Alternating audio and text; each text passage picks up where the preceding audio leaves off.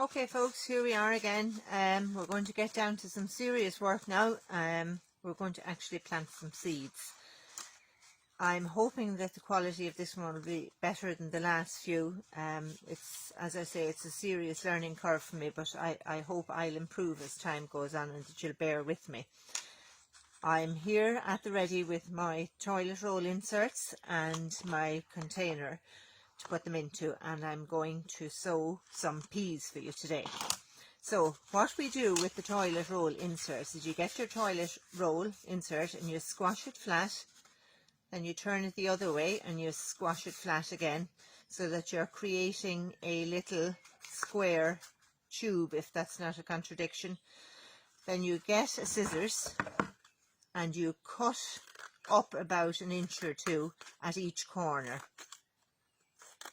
creating little flaps, and then those little flaps you bend in the bottom like this, so that you're creating a little cell to sow the seeds into. This is particularly important with pea seeds in that they don't like to be disturbed. If you were to plant, I'm going to plant in this tray about, how many, 2, 4, 6, 8, 10, 12 pea plants in this. If I were just to put in the 12 seeds, all the roots would get tangled, and when I would go to take them out, they would suffer a setback because of that, and some of them might die. The beauty of these is that when the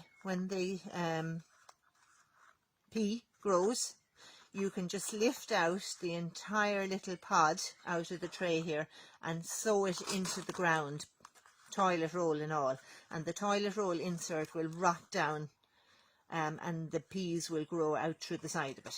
So that's the beauty of using these. So you make your little cells like this and you pop them into your tray. The bottom I have poked little holes in. Some of them have holes already, but if they don't, you need either to drill a hole or poke a hole with a knife.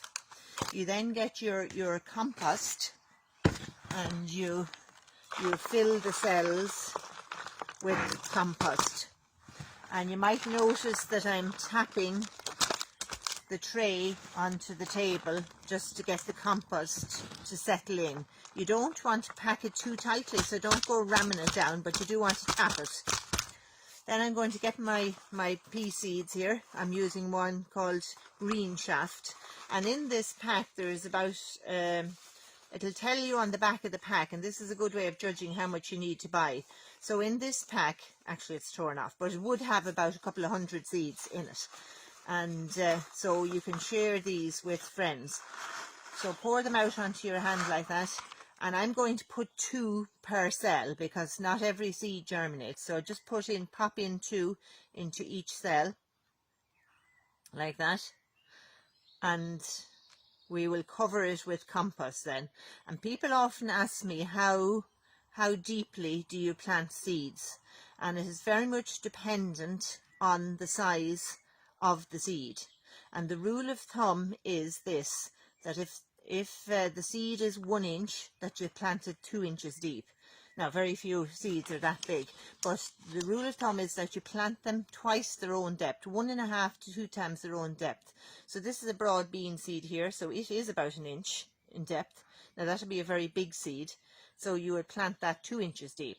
The peas are only a couple of millimeters thick, so you would just plant them maybe 4 millimeters deep. Equally well, like a lettuce seed, I'll show you some lettuce seed here on my hand. They're very tiny, so again you would just put a dusting of compost on those. I'll just shake these out of my hand so you can see.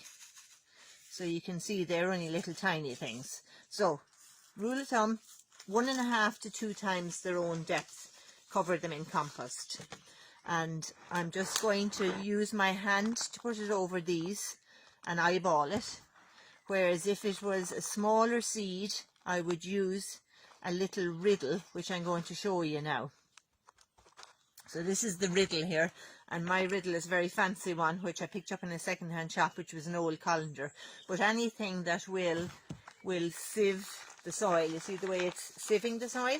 So for finer seeds, it's better to use one of those. So that's the peas sown, simple as that. The really important thing to do is to write a label with the name, the date, and do it with a pencil. You can buy every kind of a fancy permanent pen that you can get. None of them are permanent. I have yet to come across a permanent pen that actually does what it says on the pen. So just pencil is the best thing, and if you can get little lollipop sticks, they're more environmentally friendly than the plastic ones. If you happen to have the plastic ones already, just keep reusing them and rubbing off the pencil when you want to use it again. Then the last thing you do before you put them somewhere to germinate is that you stand them into a tray of water. So I've filled up this mushroom tray here, and I'm just going to drop them into that. And the reason that I do that rather than watering them from above is that people are inclined to just water over them, and they see the top of the soil wet and they say, oh well, they're wet, and very often they're not wet. So this way, once the water comes up from the bottom and you can see the top of the soil wet, you know 100% that the seeds are wet. And then lift them out of the water. Don't leave them in an effort of keeping them wet and being lazy that you won't have to water them again. Don't leave them sitting in the water. They don't like that. Peas in particular do not like that. So once you see the soil wet, lift them out and lay them somewhere on a windowsill or in your conservatory or wherever you have that's warm.